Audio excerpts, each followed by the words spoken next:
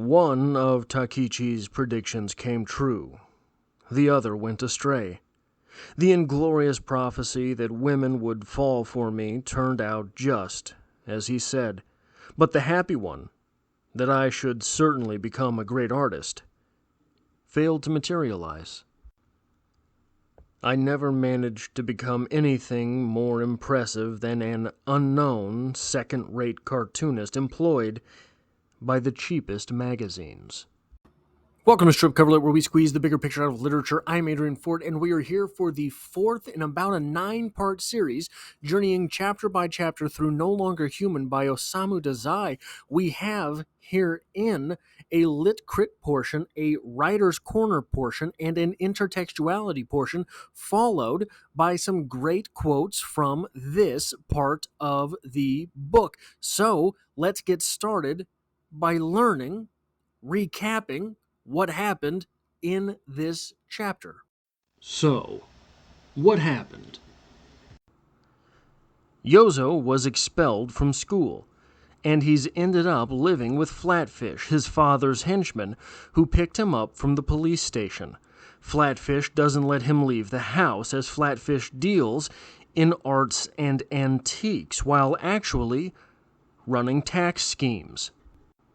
One night at dinner, Flatfish tells Yozo that the incident with Suniko has cleared him without a criminal record and asks him what he wants to do. They get into an argument, and Yozo tells Flatfish he intends to be an artist. Flatfish laughs at him, and the next morning Yozo runs away. He leaves a note saying he can be found at a friend's house, leaving Horiki's address. He shows up at Horiki's, but Horiki was on his way out. Yozo feels abandoned as a woman shows up to collect an art commission Horiki had made, and just then a telegram from Flatfish shows up, angering Horiki. But the woman offers to take him home. Her name is Shizuko. Yozo stays with her and her daughter while convincing her he is a grand cartoonist. She helps him sell his art, all while breaking his ties with Flatfish and Horiki, and making him into a married man. But eventually he turns back to his old ways, drinking too much. He ends up on a 2-day bender before returning home to find Shizuko and Shigeko having bought a rabbit. Without them seeing him, in their joy, he breaks. He closes the door and does not return.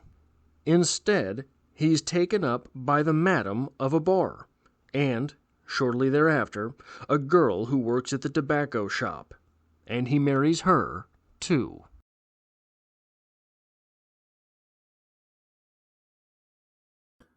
So here in the text itself, what are we looking at with the third notebook, part 1?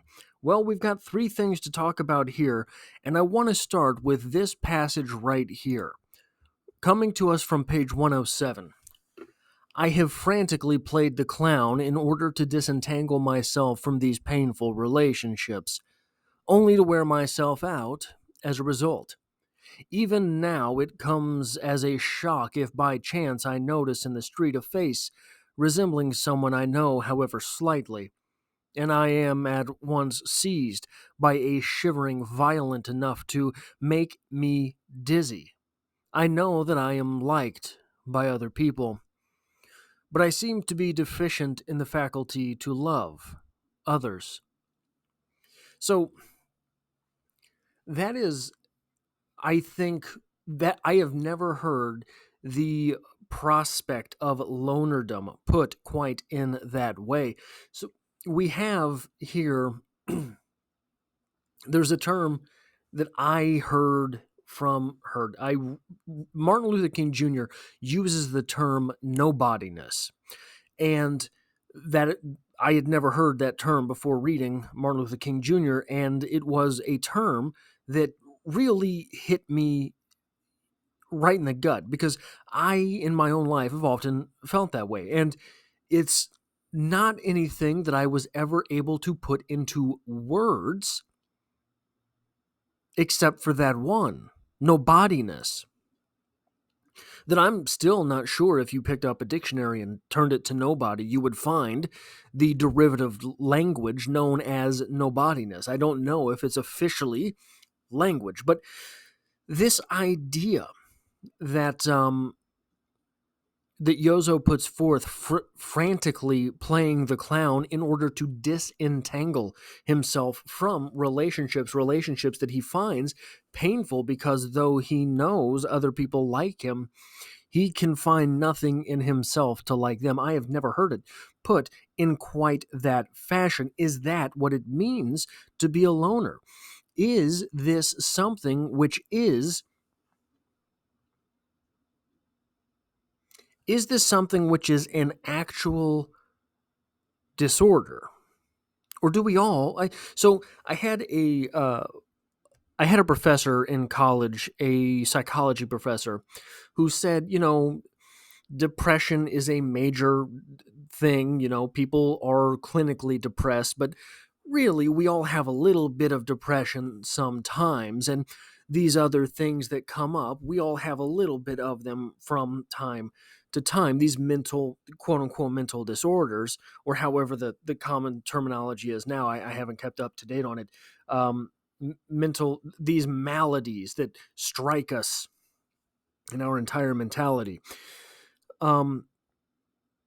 Everyone probably has a little bit of this lonerdom in them, especially when you start taking into account person by person basis. There is someone in your life who likes you or looks up to you or enjoys your company that you do not so much look up to them, that you don't enjoy their company, that you can't find anything in you that likes them.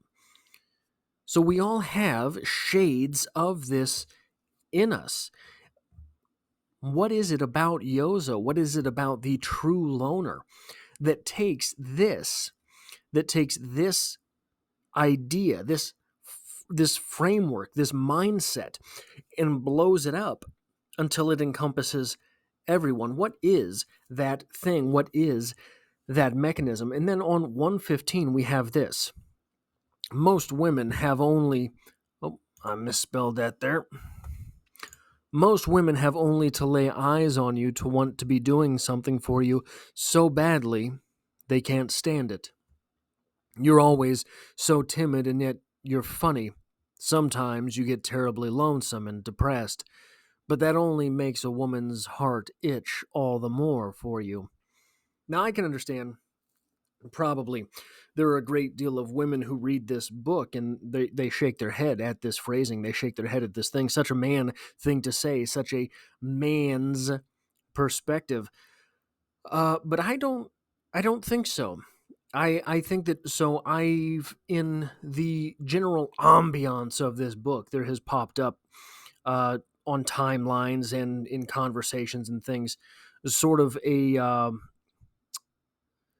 an idea that our protagonist here is particularly masculine in his use of people, but I don't think that's the case. There are no shortage of women who would do this. The reason women who pretend to be weaker than really they are in order to get attention, that then becomes whatever it was that they were actually, for whatever it was they were actually aiming. Maybe it's money, maybe it's just the general company of someone else, maybe it's a meal, maybe it's whatever it is. I think this is something that gets played on both sides of the gender perspective there. And I don't think that there's anything... I think that this positive negative magnetism lives in all of us, right? We see someone, so Yozo is described as being particularly handsome, and that draws women in.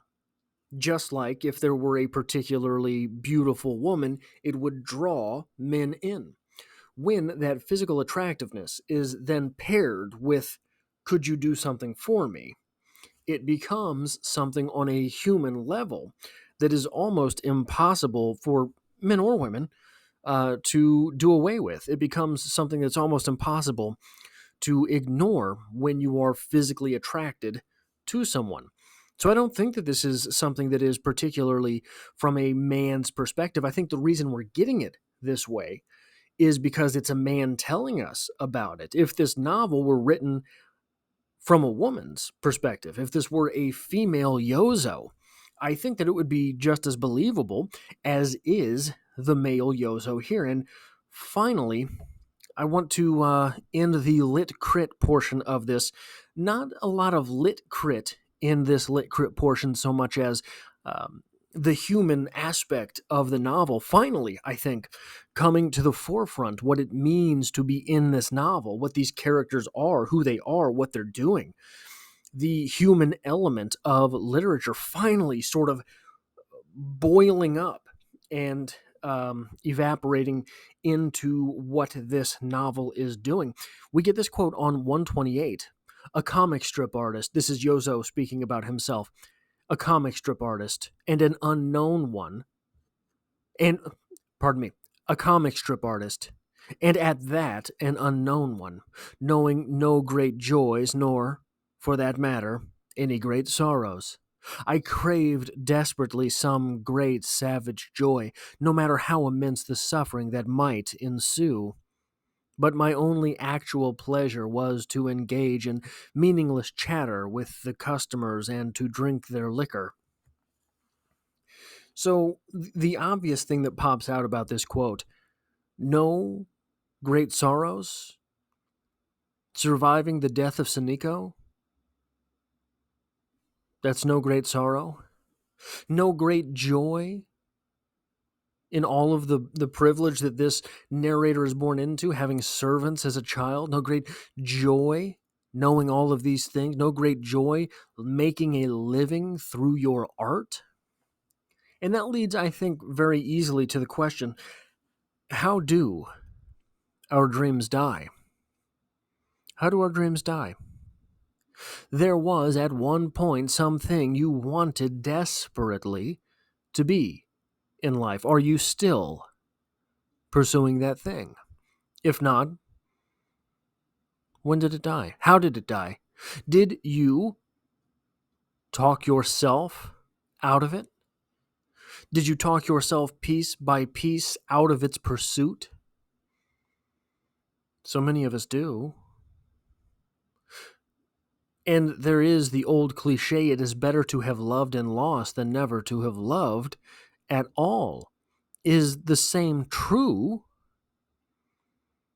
for having a passion? Is the same true for having dreams? I know people who, when they tell me they don't have any dreams or passions, they have nothing that they grew up really sort of feeling inside themselves, and when they tell me, some of them, I believe them.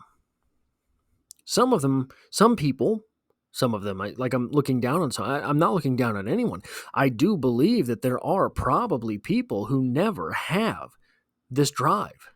People who never have these types of goals, never have these things that they feel compelled to pursue.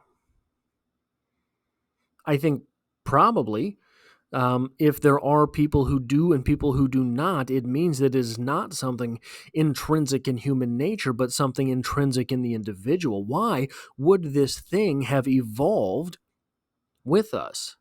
Why would some of us evolve to be dreamers and others not? There has, for civilization in memoriam, been parts of society dedicated to certain things, parts of society dedicated to other things. Basically, literally, what civilization means. It is the breakdown of the everyday task list into separation of labor, specialization of labor. And insofar as that is the truth, that we are all separated in that way biologically, it would make sense that there are some of us who really are genetically inclined towards certain types of things. And we see this athletically. I was never a great athlete. I was a hard worker, but I knew guys who they would step on the field and they could They could throw further. They could run fast. All sorts of things. Does it make sense? So there's the great debate now that there are a certain number of psychopaths in civilization, because if you go back 1,000 years, you go back to the turn of 1023, boy, it sure made some sense that there would be guys who would go off to war and myrtleize people, turn people into fertilizer, and never have a bad feeling about it. Some people that destroys. Some people that absolutely destroys. PTSD comes from that sort of thing. Other people, that doesn't bother them at all.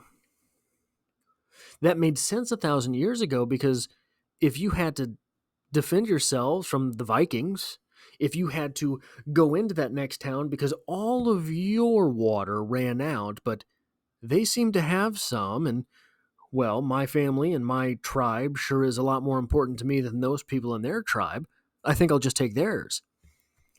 For your civilization to carry on, you had to have a few of those people that wouldn't think twice, that wouldn't blink to cut another person's head off. Does dreaming, aspirations, do people who find themselves weird in some way, shape, form, fashion, facet, or manner because they want to do a certain thing rather than the 9 to 5, and for some people the 9 to 5 is perfectly suitable, is perfectly ideal. They can do that and have other drives, other play, and just they're fine with it. Does that make sense? Did we evolve that way?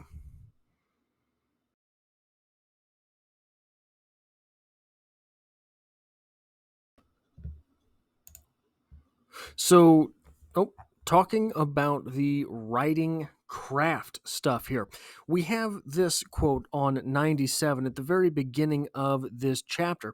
The very beginning of everything that's about to happen in this chapter, we get this quote. I never managed to become anything more impressive than an unknown second-rate cartoonist employed by the cheapest magazines. Okay, great. That's not necessarily bad writing, right? There's some stuff going on in that sentence. Why is it there? Why is it there at all? We don't need that there. We don't need that there because that is what happens in the chapter. Why tell us the conclusion of the chapter and then make us read the chapter? This is actually something that a lot of writers struggle with. It's something that is very common, especially in longer form writing, in novels, for example, because sometimes when Osamu Dazai sat down to write, probably he knew where the chapter was going, and sometimes, probably, he did not.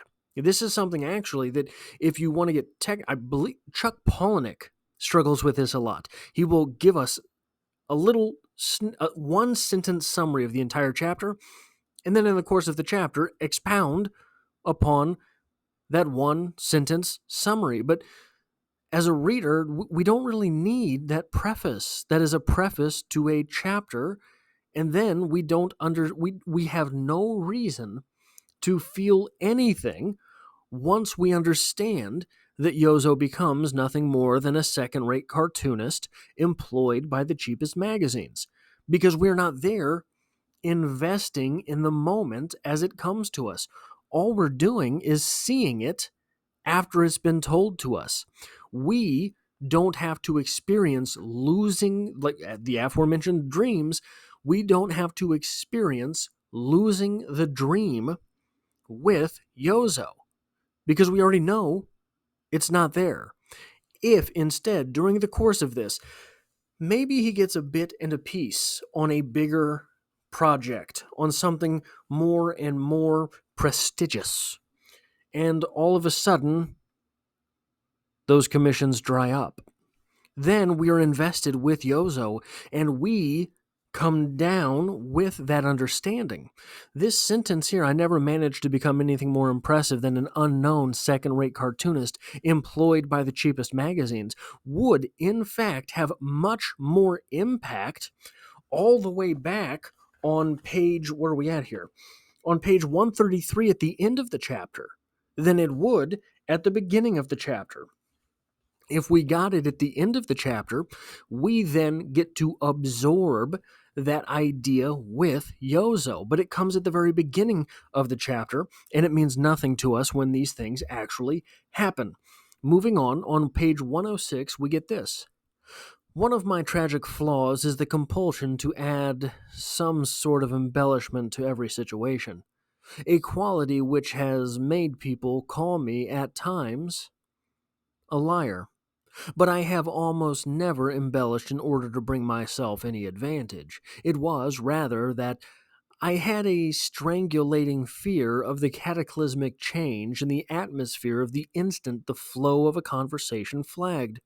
And even when I knew that it would later turn to my disadvantage, I frequently felt obliged to add, almost inadvertently, my word of embellishment out of a desire to please, born of my usual desperate mania for service. So, what this does, we talked a little bit last time, I think, about the idea of the unreliable narrator. This quote pulls that idea of the unreliable narrator further and further into play, because this is sort of like the liar conundrum. I'm a liar. Do you believe that statement? If you believe that I'm a liar, then I'm telling you the truth. If you don't believe that statement, then I lied to you. That is the liar conundrum.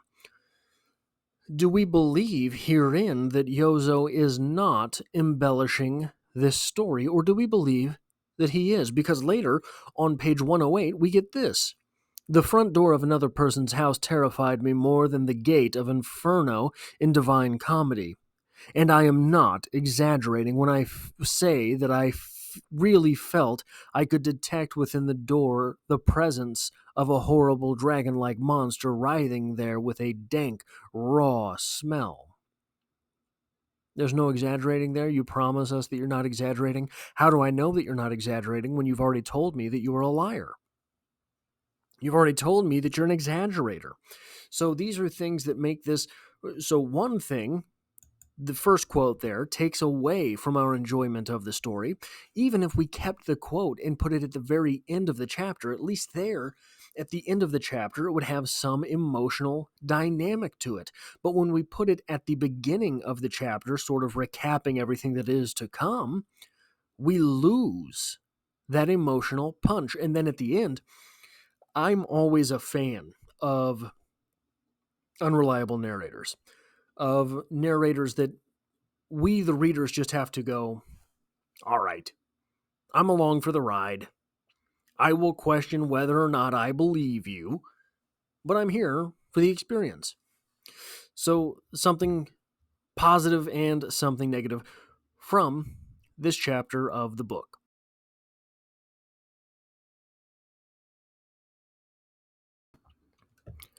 So for the intertextuality part of this video, I wanted to bring up something that I think I mentioned in the very first episode for this series, and that is American Psycho.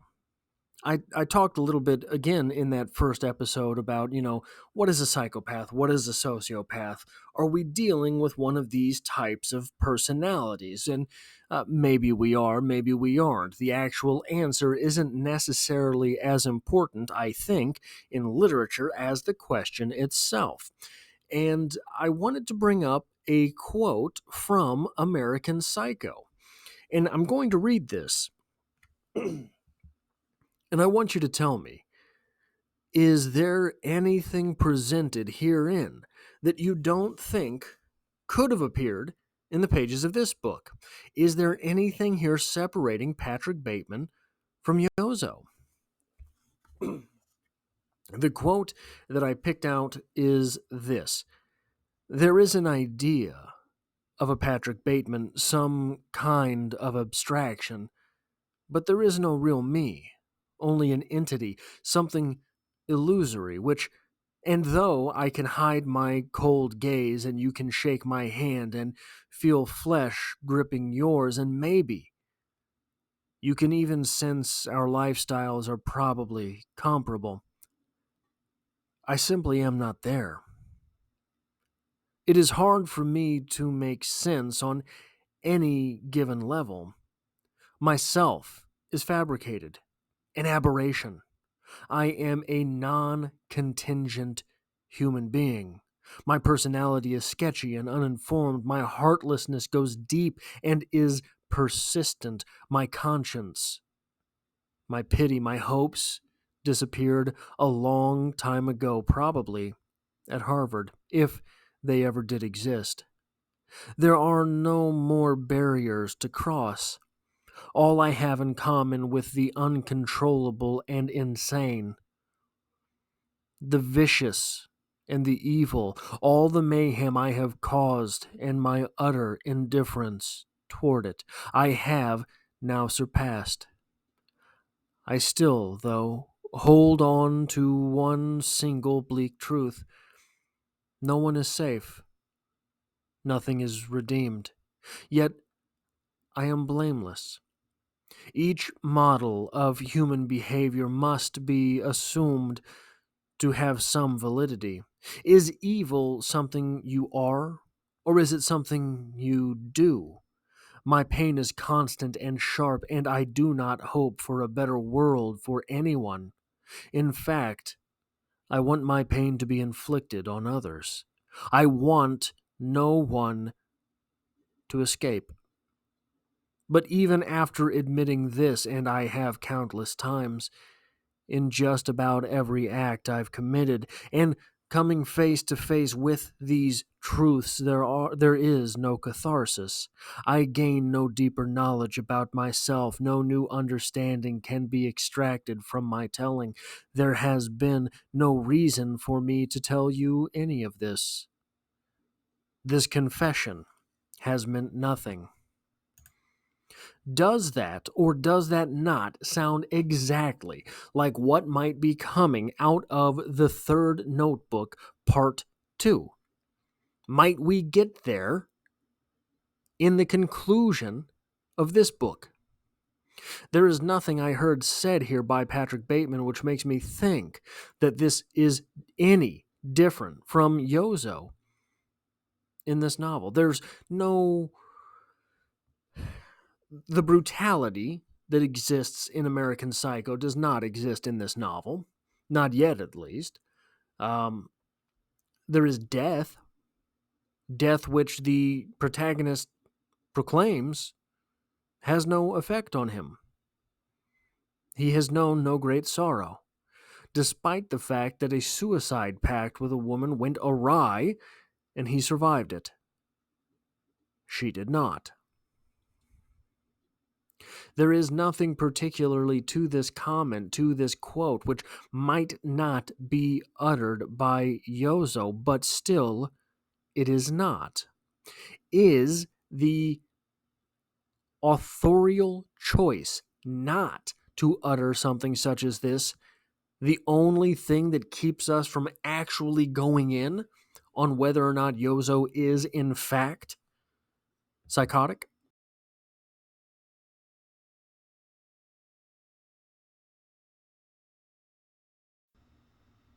I have frantically played the clown in order to disentangle myself from these painful relationships, only to wear myself out as a result.